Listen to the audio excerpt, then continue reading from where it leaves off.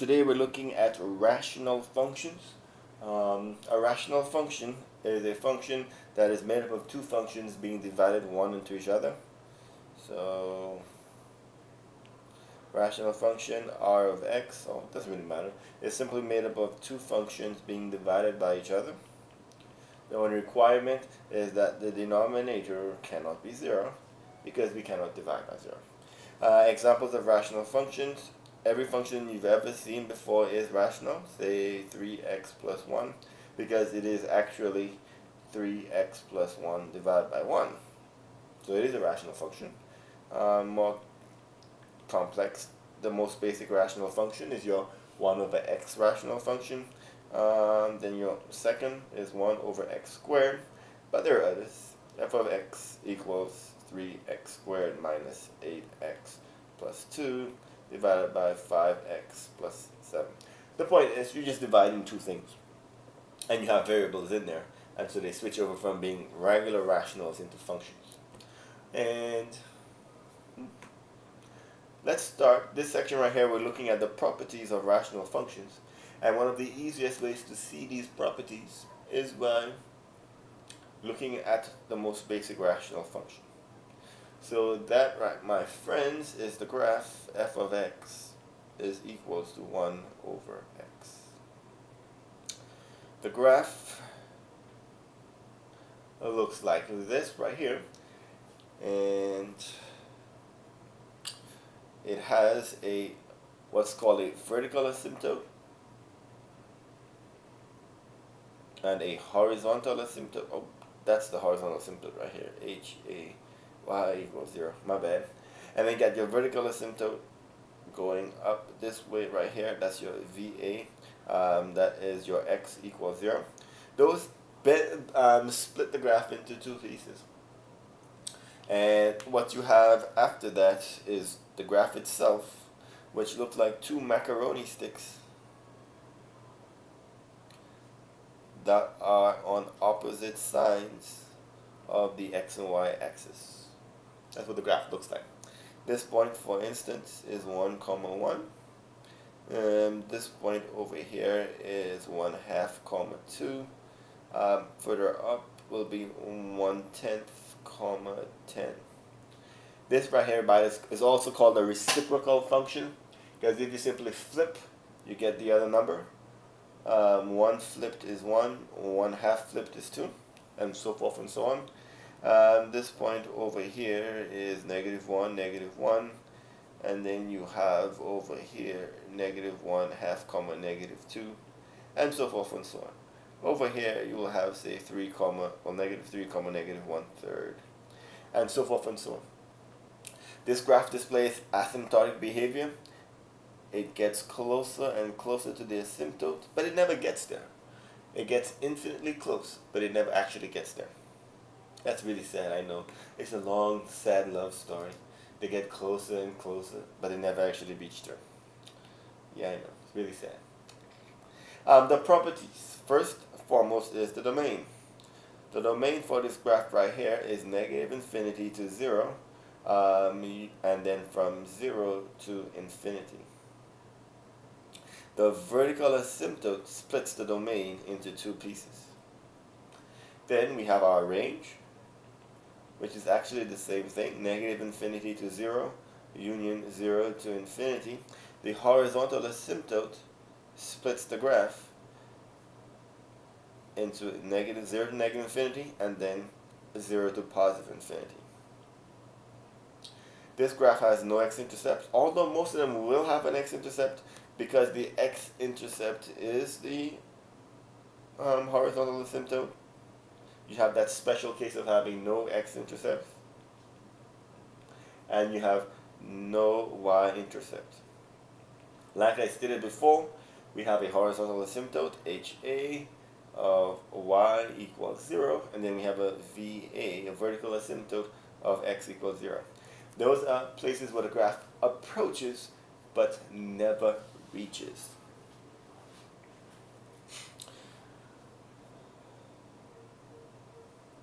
Another rational function of interest, basic rational function, is your f of x equals 1 over x squared. The two graphs look almost the same. You have the same vertical asymptote, x equals 0. You have the same horizontal asymptote, y equals 0, VA, HA. The difference is that the macaroni sticks, the macaroni stay on the same side. The difference is the macaroni stay on the same side. And that is because when you square something, your answer is going to be positive. This right here is 1 comma 1.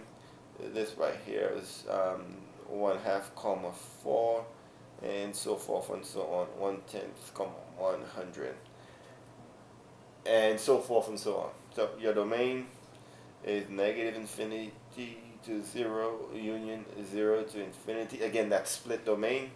Your range, however, is just positive numbers because it's above. No x-intercepts, no y-intercepts again. Oh, that's about to change. But for now, no x's and no y's. And again, you have the horizontal and vertical asymptotes. HA, y is 0, VA, x is 0. Alright. So, if we were to apply a linear shift to this graph, what will happen? So let's say I have f of x is equals to 1 over x minus 2 plus 3 right here. This right here is a shift up 3 units and a shift to the right 2 units. Right? And so what essentially happens is the asymptotes shift. The original graph had its asymptotes right here and right here, but what's going to happen is that those asymptotes are going to shift. So I'm going up 3 units, so 1, 2, 3. My new horizontal asymptote will be right here. So your HA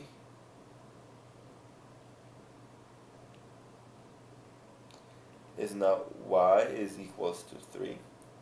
And the graph is moving 2 units to the left, to the right. So 1, 2. Your new vertical asymptote, your VA, is now at x equaling 2.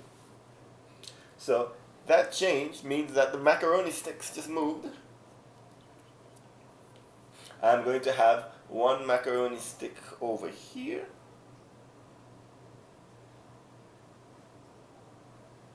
Let's change the color.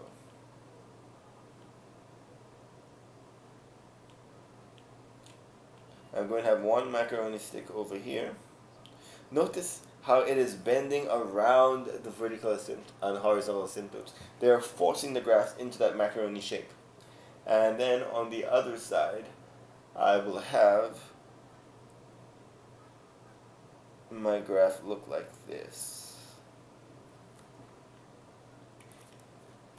Clearly now, I have an x and a y intercept, so I'm going to have to figure out what those are. I can also figure out some other key stuff right here. So my domain is now from negative infinity until 2. Notice the horizontal asymptote splitting it at 2. And so my domain is negative infinity to 2 union 2 to infinity. This 2 comes from the shift right there. I moved the domain's hole, the hole in the domain over. Similarly, my range will now be from negative infinity to 3 union 3 to infinity. And again, that's because I'm going up 3.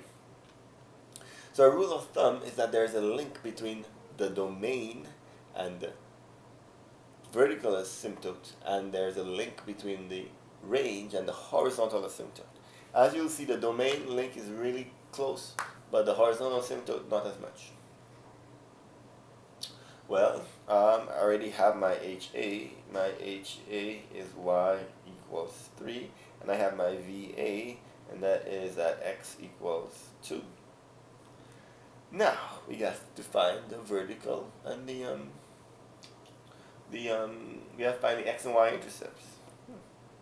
But that's pretty easy.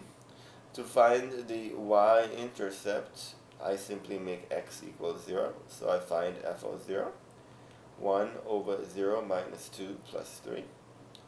That's simply negative 1 over 2 plus 3, which is 2 and 1/2. Right, 3 subtract 2, 2 and 1/2. Or if you prefer, I have negative 1 over 2. I need a common denominator, so I multiply by 2 over 2. That gives me 6 over 2. Again, you should always pause. What's 6 divided by 2? 6 divided by 2 is 3. So I haven't changed the problem, but now that I have a common denominator, I can go ahead and add, and I get 5/2. And so my y-intercept, this point right here, is 0, 5/2. Or 0, 2.5. To find the x-intercept,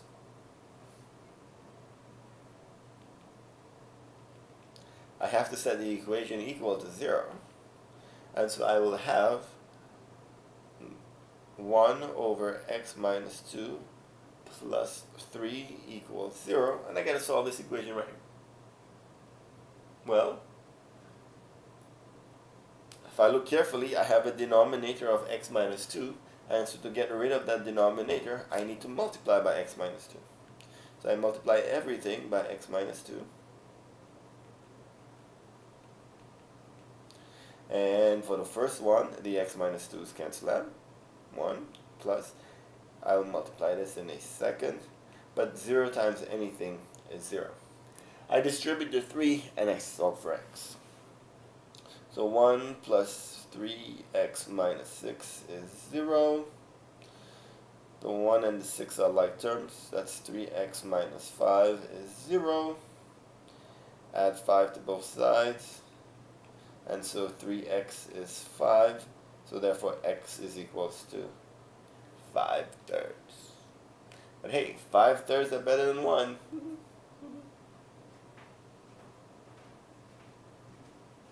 Alright. So that's how you find your properties, your x-intercept, 5/3, 0. So this point right here is 5/3, 0. That's how you find your properties, your domain, your range, your horizontal asymptote, your vertical asymptote, your y-intercept, and your x-intercept, when you have a translation of the 1 over x graph. What happens if you're not that lucky and it's not a translation of the 1 over x graph? Yes, subscribe to find out.